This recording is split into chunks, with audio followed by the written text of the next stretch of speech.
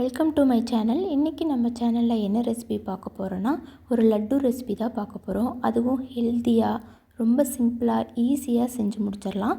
வாங்க அது எப்படி செய்யலான்னு வீடியோக்குள்ளே போய் பார்க்கலாம். ஃபஸ்ட்டு லட்டு செய்கிறதுக்கு ஒரு கடாய் வச்சு அதில் 1 ஸ்பூன் கட்ட நெய் சேர்த்திக்கலாம். நெய் நல்லா ஹீட் ஆனதும் இதில் 1 கப் அளவுக்கு பாதாம் சேர்த்திக்கலாம்.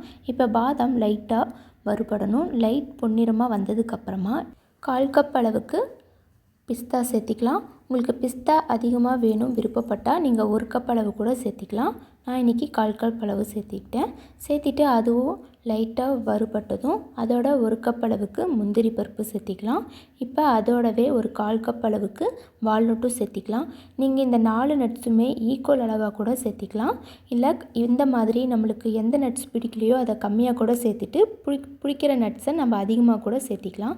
இப்போ சேர்த்திட்டு இதை ஒரு 2 நிமிஷம் போல் நல்லா இந்த நெய்யிலே வறுத்து எடுத்துக்கலாம். நல்லா கலர் சேஞ்ச் ஆகணும்.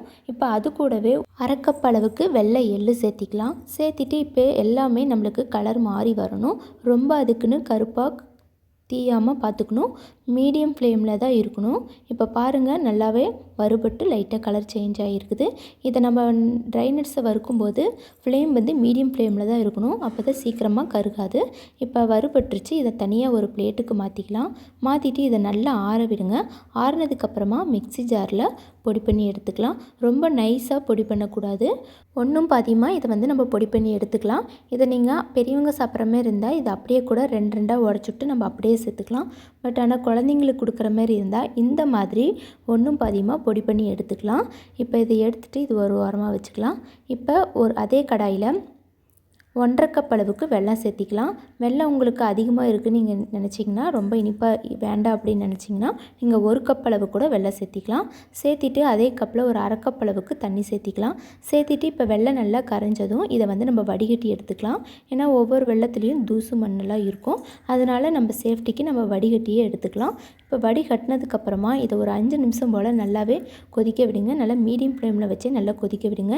இந்த மாதிரி நுரையாக கொதித்து நம்மளுக்கு ஒரு பிசுபிசுப்பு தன்மை வரும். அது வந்ததுக்கப்புறமா இப்போ நம்ம ஆல்ரெடி அரைச்சி வச்சுருக்கோம்ல அந்த பவுட்ரை இதில் சேர்த்திக்கலாம்.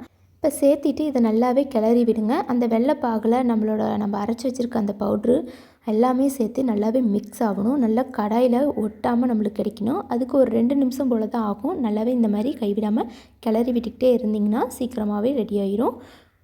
இப்போ இந்த மாதிரி நல்லாவே கிளறி விடுங்க. இது கூடவே ஒரு 1/2 கப் அளவுக்கு உலர் திராட்சை சேர்த்திக்கலாம். சேர்த்திட்டு இதையும் சேர்த்திட்டு நல்லாவே மிக்ஸ் பண்ணி விடுங்க. நம்ம எந்த கப்பில் அளக்குறோமோ அதே கப்லேயே எல்லா இன்க்ரீடியன்ஸும் நீங்கள் அளந்து எடுத்திங்கன்னா கரெக்டாக இருக்கும். நீங்கள் எந்த கப்பில் வேணாலும் அளக்கலாம்.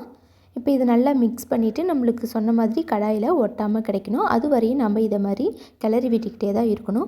இதுக்கு வந்து நெய் அதிகமாக தேவைப்படவே இல்லை. ஃபஸ்ட்டு நம்ம 1 ஸ்பூன் நெய் தான் விட்டு எல்லாத்தையுமே நம்ம வறுத்து எடுத்தோம். அந்த அளவே போதுமாக இருக்கும்.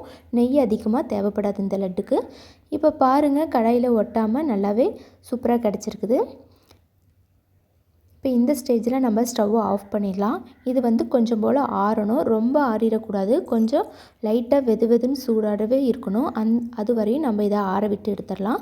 ஆறினதுக்கப்புறமா இந்த மாதிரி கையில் லைட்டாக நெய் அப்ளை பண்ணிக்கோங்க. அப்ளை பண்ணிவிட்டு நம்ம ரவுண்ட் ஷேப்பில் லட்டு செஞ்சிடலாம். இந்த மாதிரி அழுத்தம் கொடுத்து நல்லா லட்டு ஷேப்புக்கு, ரவுண்ட் ஷேப்புக்கு கொண்டு வந்துக்கலாம்.